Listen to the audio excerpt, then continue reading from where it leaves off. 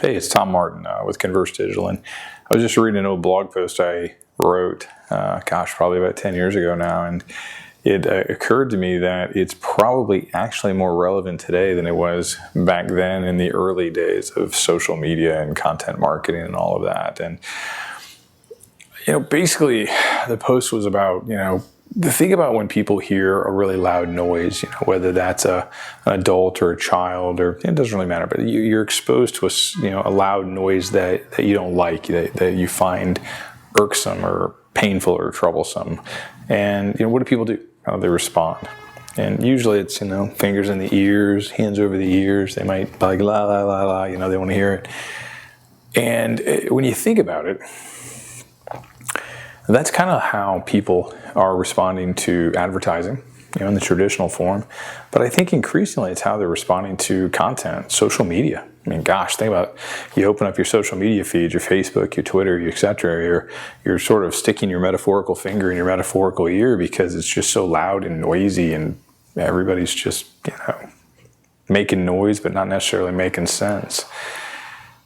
And in that environment, that general environment, that general communication environment, our work, marketing, sales, content marketing, advertising, social media, all of it, we have to somehow, in that very loud, boisterous, cacophonic world, we have to operate within that. We have to find a way to get our audience, a consumer, a sales prospect, whatever, we have to get them to take their fingers out of their ears and listen to us, right? Hear us, engage with us. And so the point of the post was that, oftentimes the loudest noise is actually a whisper. Because when you think about it, as human beings, we're really good at ignoring things we want to ignore, but we're also really, really good at dialing into what we really want to hear. So, think about maybe you've been at a party, in a bar, wherever, and you might even be engaged in a conversation, and you'll hear another conversation, and in that conversation, somebody's talking about something that's interesting to you. And have you ever noticed that? How you'll be right here having this conversation, and you'll literally be able to hear another person who's, maybe many feet, might even be halfway across the room. You'll actually hear their voice better than the person you're having the conversation with. Even though that person might be trying to yell to speak over the din.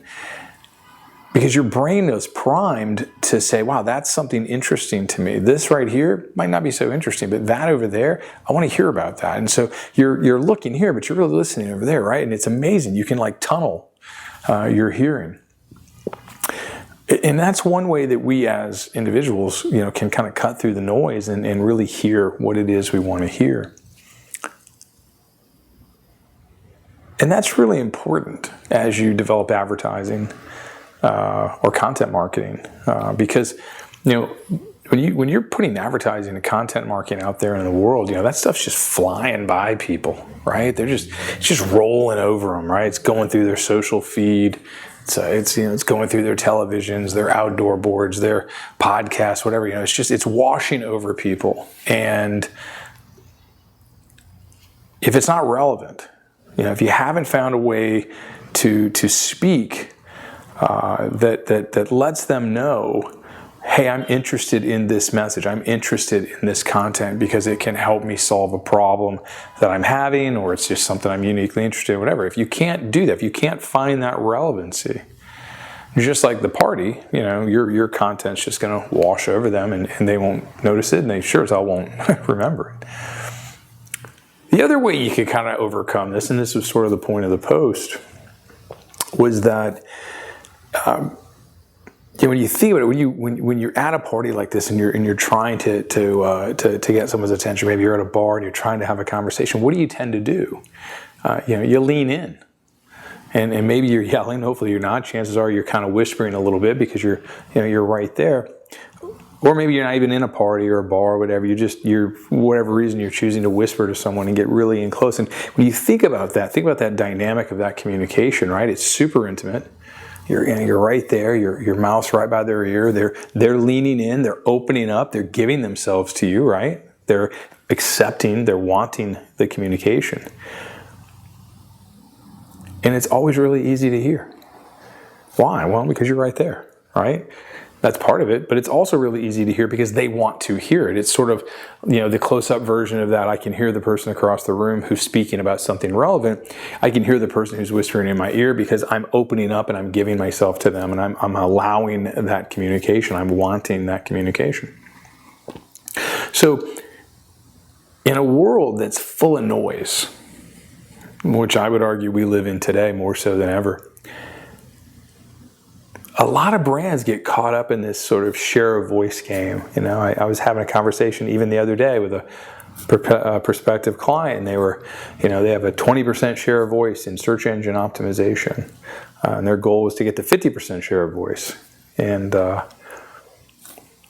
I said, why? What do you mean by that? And they said, well, 50% share of voice for every 10 people that search for these key terms, we want to make sure that we're shown, our ad, is shown to at least, 5 of those 10.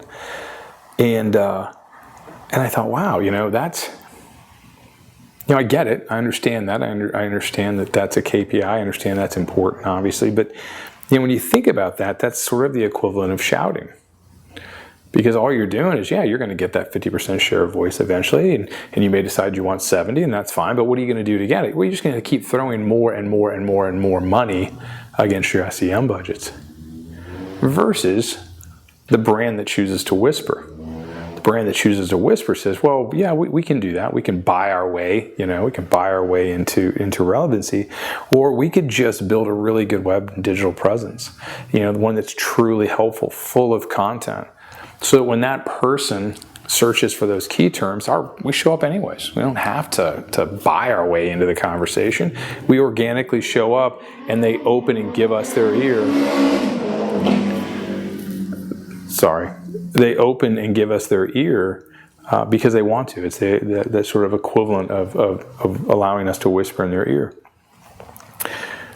But the other point is this: is I think brands, in this sort of desire to break through this race for share of voice and things like that, things that kind of, I guess, maybe prove dominance, they forget that the vast majority of the people you're going to talk to really aren't your customer. They're really not a good fit for you. They're probably not the right person. It's just, that's kind of how this works when you play that big share of voice game.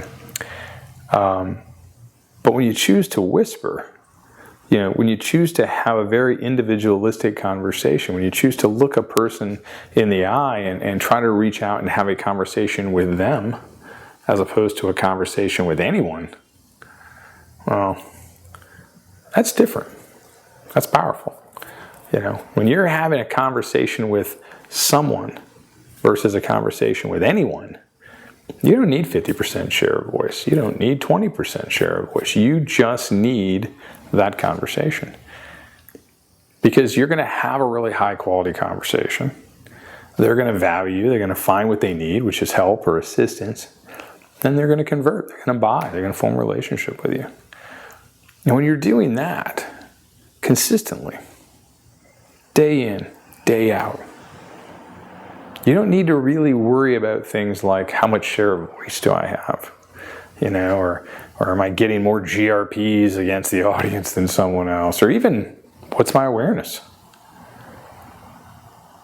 Because what you're getting is you're trading relevance for awareness. You may be known by fewer people, but those people are more likely to want to do business with you.